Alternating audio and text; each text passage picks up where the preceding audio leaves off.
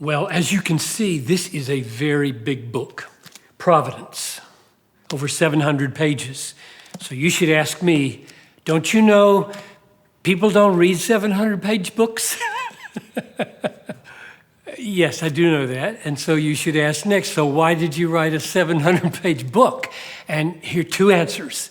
One is that a few people read 700-page books, and they tend to be the people who influence other people. And the second reason is, even though somebody may not choose to read through this cover to cover, they will be a lover of the Bible, a lover of the sovereign rule of God over all things, and they would love to have a big, fat book on their shelf that's got a really good index and a really good table of contents so that they can go to it anytime they want and find help regarding a particular text. So it becomes a resource kind of book, not just a book that you'd read from cover to cover. So it's about providence. Now, maybe you'd ask me another question. Why didn't you call it the sovereignty of God? I mean, didn't we hear you say for years you wanted to write a book called Sightings of the Sovereignty of God? That's the title I was working with for 20 years for this book. So why didn't you write that? I did write that. But the reason I call it Providence is because as I got into it, I realized I've got to write not just about the fact that God is sovereign, that is, he has the authority and the right and the power to do whatever he pleases, and he does. But you have to deal with, well, why does he do what he does? Where is it all going? And once you talk about purposeful sovereignty, that's what this is. This is about the sovereignty of God and where it's all going. And that's what I mean by providence, purposeful sovereignty. So here's why I wrote the book. Here's what difference I think it will make in your life if you were to get into this. I'll just mention several reasons out of 10 that I closed the book with.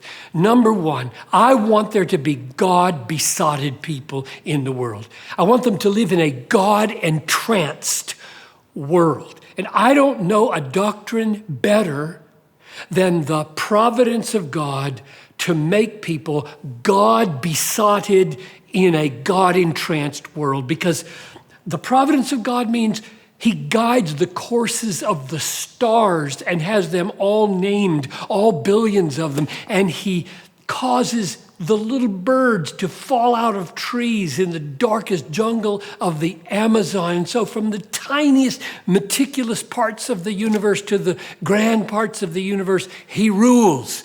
I mean, if you believe that, if that grips you, you'll look at everything differently. You'll be a God-besotted person. That's number one. I want there to be God-besotted people in a God-entranced world. Number two, I want you to have assurance of your salvation.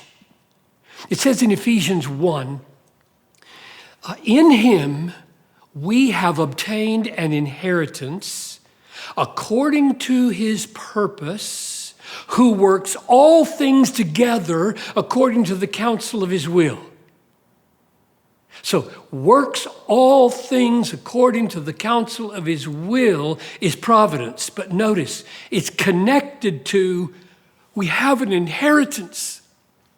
So the point is, you can be sure you're going to make it to your inheritance because God is a God of absolute, all-pervasive providence. It's not just a random theoretical doctrine. It's very, very personal in the way Paul presents it.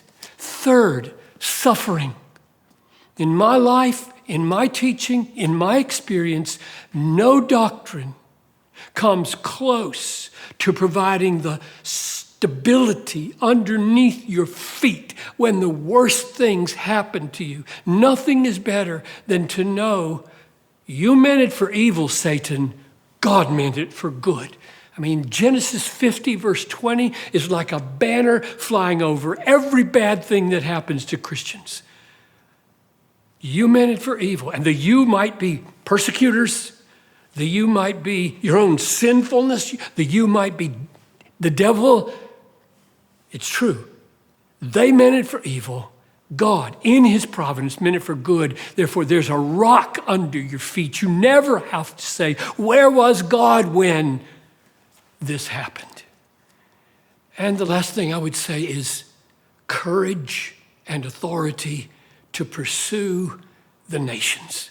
You remember what Jesus said? All authority in heaven and on earth has been given to me. Go make disciples.